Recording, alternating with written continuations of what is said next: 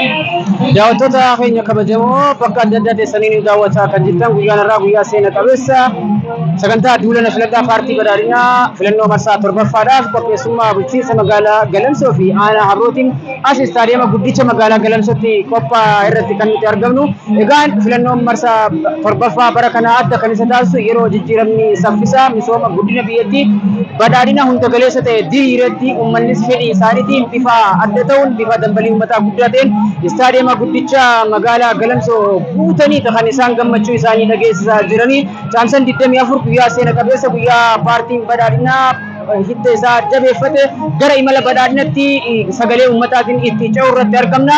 Nutis hawaasni keenya guddaa fi xiqqaan akkasumatti illee xiqqaa guddaan hawaasni hundi gandoota aanaa Habroo fi bulchiinsa magaalaa Galamsoo irraa guyyaa har'aa sagantaa bashannana addaatiin duulana filadhaa paartii badhaadhinaa marsaa torbaffaatti argamna.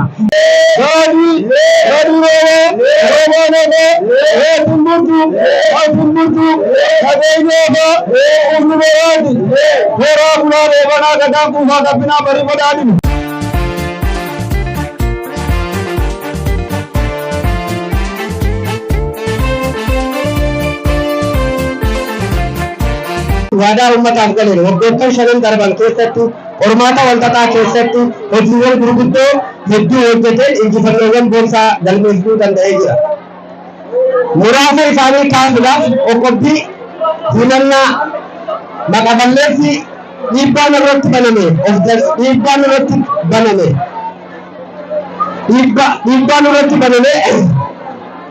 qolachuudhaan injifannoowwan boonsaa godhachuun danda'ameera.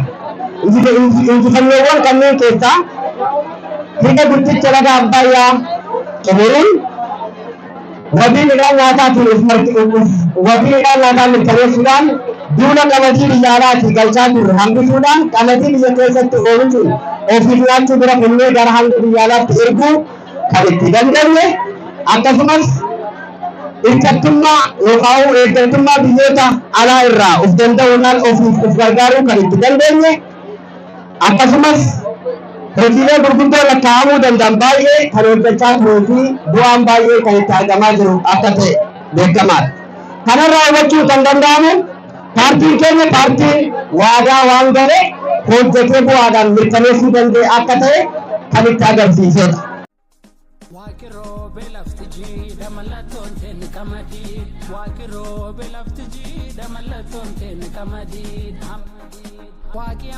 Paartiin badhaadhinaa mootummaa hundeeffatee yeroo ammaan kanaatis waggoota shanan itti aananiif manifeestoo qabachuudhaan filannoo marsaa torbaffaatiif qophii barbaachisu hunda xumuree fuula keessan duratti argamaa kan jiru. Paartiin badhaadhinaa filannoo marsaa torbaffaatiif gaafa dhiyaatu waggoota shanan darban manifeestoo filannoo marsaa jaaffaa irratti uummataaf galee ture hedduu milkeessee amma kan caalu hojjechuudhaaf waadaa qabateeti kan asitti sirba'e.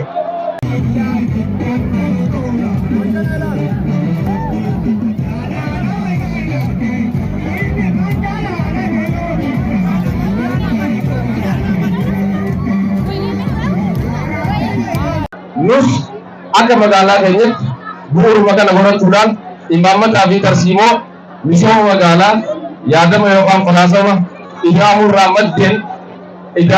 maddeen hojiiwwan misoomaa magaala jechuun fuula.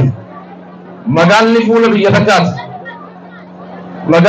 biyya takkaati kan jennuuf akkuma ilma namaarraa gaddaa fi gammachuun fuula namaarraa ibsamutti magaalli takka ibsituu biyya takkaati. Nus magaalaa keenya fakkii badhaadhina magaalaa gochuudhaaf bara kan hojiiwwan baay'ee magaalaa kanarratti hojjetaa turree jiru.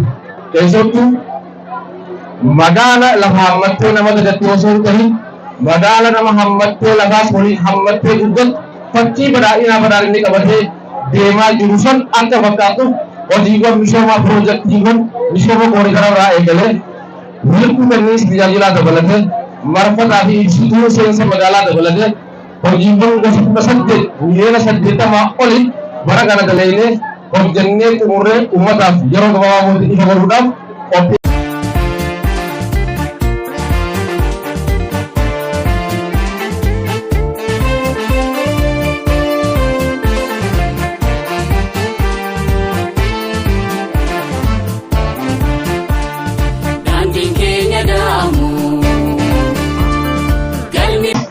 Gaafan as dhaabbadhee waan isinii gal badhaadhinni waggaawwan 5 itti aananiif mootoo gara biyya fakkeenyummaatti qabannee ummata isin dura dhisee dhaabban karooraa fi sagantaa guguddaa qabannee socho'aa jiru.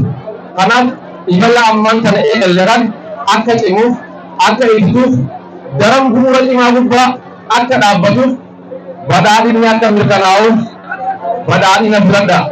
Badhaadhina filachuun nageenya filachuun, badhaadhina filachuun misooma filachuun, badhaadhina filachuun jaalala filachuun, badhaadhina filachuun arra dhaabbannee hojjennee boruu keenya akeeku eegalee lafa kaa'u. Badhaadhina filachuun tokkummaa filachuun. Kanaaf badhaadhina filadhaadhaan mallattoon keenya maali? Mallattoon keenya natuu qabatii. Dimokiraasii fi obbolummaa sabdaneessa mirkaneessu. Badhaadhina filachuun badhaadhina hunda galeessa gonfachuu. Nageenya filachuudha. Badhaadhina filachuun biyya keenya gara biyya fakkeenya taasisetti guddisuudha. Kanaaf badhaadhina tuqumee keessaa filee